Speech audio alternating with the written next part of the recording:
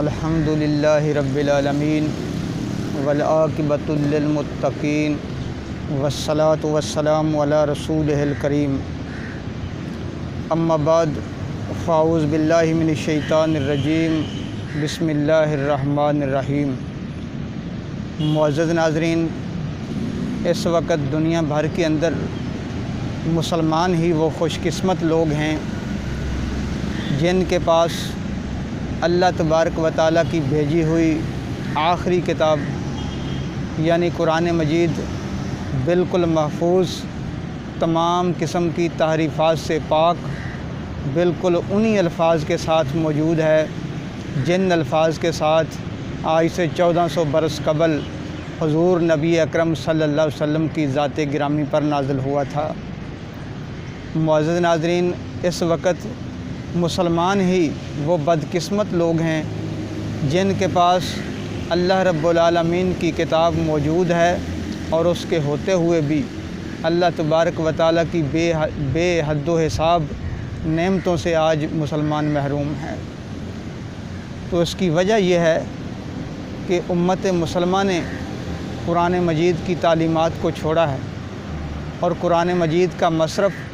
اب ہمارے ہاں صرف یہ رہ گیا ہے کہ ہم اس کو خوبصورت غلافوں میں بند کر کے مقدس جگہ پہ رکھ دیں، اور جب کبھی قسم اٹھانے کا موقع آئے تو ہم قرآن مجید کو نکال لیتے ہیں۔ بالکل اسی طرح یا اس کے تعویذ بنا کر اپنے گلے میں لٹکا لیتے ہیں تاکہ بیماریوں سے شفا حاصل ہو جائے، یا زیادہ سے زیادہ ہم قرآن خوانی کی مجلس منعقد کر لیتے ہیں، اس میں کبھی ایک قرآن کو ختم کر لیا، کبھی 2 قرآن مجید ختم کر لیے، کبھی 3 ختم کر لیے۔ اسی طرح اور چھوٹے چھوٹے حقیر فائدے جو ہیں وہ ہم قرآن مجید سے حاصل کرنے کی کوشش کرتے ہیں۔ لیکن افسوس کی بات یہ ہے کہ ہم قرآن مجید سے یہ نہیں پوچھتے کہ ہمارے اخلاق کیا ہونے چاہیے، ہمارے اعمال کیسے ہونے چاہیے، ہمارا کردار کیسا ہونا چاہیے، ہمارے لیے حلال کیا ہے، حرام کیا ہے، جائز کیا ہے، ناجائز کیا ہے۔ دوستی اور دشمنی کے معیار جو اللہ رب العالمین نے مقرر کیے ہیں وہ ہم اس کتاب سے نہیں پوچھتے۔ تو اس کا نتیجہ پھر یہ نکلتا ہے کہ آج دنیا بھر کے اندر ہم دیکھتے ہیں کہ مسلمان جو ہے وہ جگہ جگہ پہ ذلت و پستی کا شکار ہیں۔ ہر جگہ پہ مسلمان کے خون کی قیمت سستی ہو چکی ہے۔ آپ کشمیر کے اندر دیکھ لیں کہ 70 سال سے کشمیر کے مسلمان ظلم و ستم کی زندگی گزار رہے ہیں، اور آج وہ ظلم کی چکی میں پستے ہوئے ایک طویل عرصہ گزر چکا ہے، لیکن ان کا کوئی پرسان حال نہیں۔ اسی طرح آپ فلسطین کو دیکھ لیں کہ آج فلسطین جو ہے وہ سکڑتا چلا جا رہا ہے، اور اسرائیل گریٹر اسرائیل کی طرف پیش قدمی کر رہا ہے۔ آپ کو یاد ہوگا کہ سب سے پہلے عرب ممالک میں سے مصر نے اسرائیل کو تسلیم کیا تھا 1979 کے اندر، جب مصر کے اندر انور سادات کی حکومت تھی۔ اس کے بعد پھر اردن نے اسرائیل کو تسلیم کر لیا۔ اس کے بعد ابھی UAE نے، جس کے بارے میں ہم سمجھتے تھے کہ یہ مسلمانوں کی بڑی ایک مضبوط معیشت ہے اور اسرائیل کے راستے میں ایک بڑی رکاوٹ ثابت ہوگی، تو آج UAE نے بھی اسرائیل کو ایک معاہدے کے تحت تسلیم کر لیا ہے، اور یوں اسرائیل کی بڑی بڑی کمپنیوں کو متحدہ عرب امارات کے اندر سرمایہ کاری کرنے کی اجازت مل چکی ہے، اور اسی سے جو وہ ارننگ حاصل کریں گے اس کو وہ فلسطین کے اوپر مزید ظلم و ستم ڈھانے کے لیے اسی سرمایہ کو وہ استعمال کریں گے۔ اسی طرح لبنان، عراق اور افغانستان کا حال بھی ہمارے آنکھوں کے سامنے ہے۔ تو معزز ناظرین، اس کی سب سے بنیادی اور اہم وجہ یہ ہے کہ ہم نے قرآن کریم کی اصل تعلیمات کو چھوڑ دیا، اور تاریخ اس بات کی گواہ ہے کہ جب امت مسلمہ نے قرآن مجید کو سمجھا اور اس کے مطابق عمل کیا تو اس قرآن مجید نے جو ہے امت کو نہ صرف سر بلند کیا بلکہ ان کو کائنات کا پیشوا بھی بنا کر دکھا دیا۔ تو آج جتنا بھی اس مسئلے پر غور کیا جائے تو ایک ہی بات معلوم ہوتی ہے کہ امت نے قرآن مجید کو چھوڑ دیا ہے، اور جب قرآن مجید کو چھوڑا ہے تو آج حالات آپ لوگوں کے سامنے ہیں۔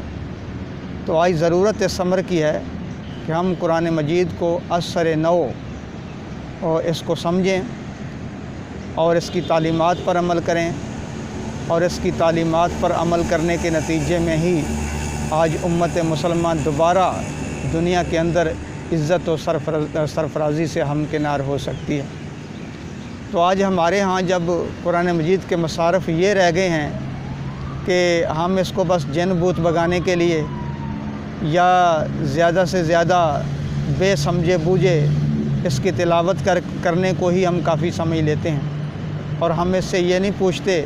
کہ ہمارے اعمال کس طرح کے ہونے چاہیے، ہمارا کردار کس طرح کا ہونا چاہیے، ہمارے اخلاق کیسے ہونے چاہیے، ہمارا لین دین کیسا ہونا چاہیے،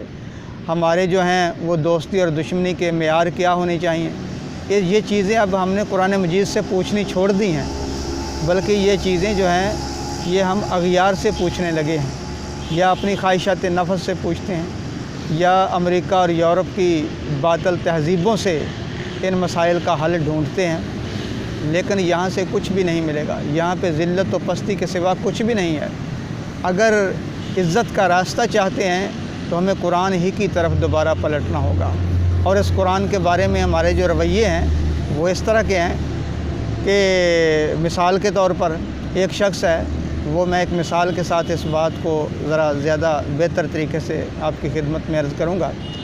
کہ ایک شخص ہے، وہ حکیم صاحب کے پاس جاتا ہے، وہاں سے وہ نسخہ لکھوا کر لاتا ہے تاکہ اس کی دوائی تیار کرے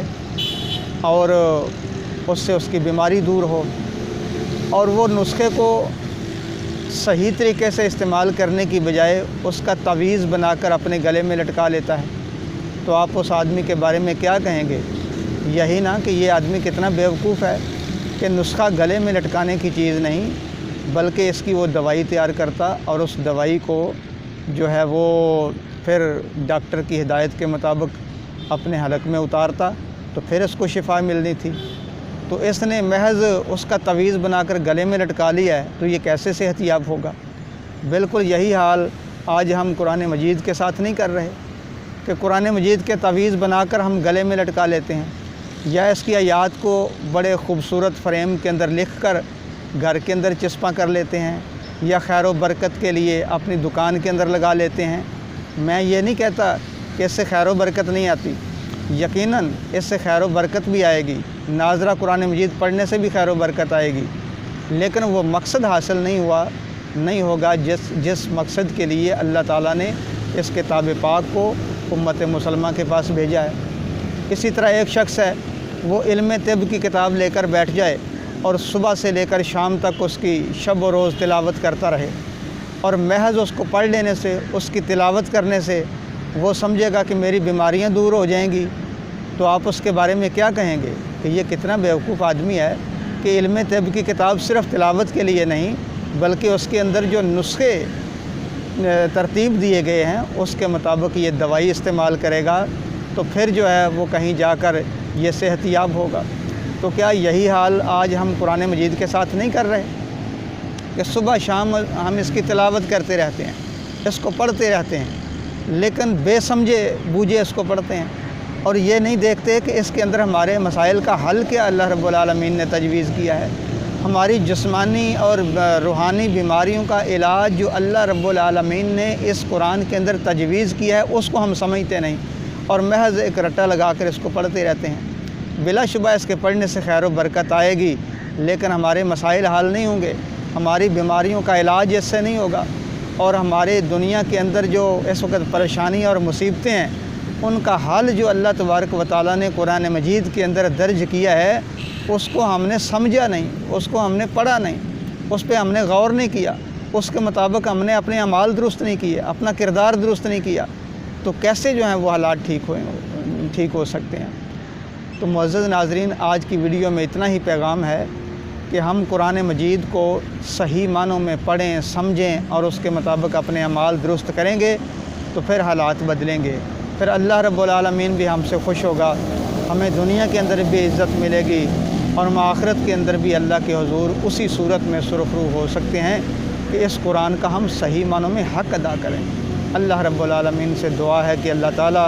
ہمیں قرآن مجید کا صحیح حق ادا کرنے کی توفیق عطا فرمائے۔ وآخر دعوانا ان الحمد للہ رب العالمین۔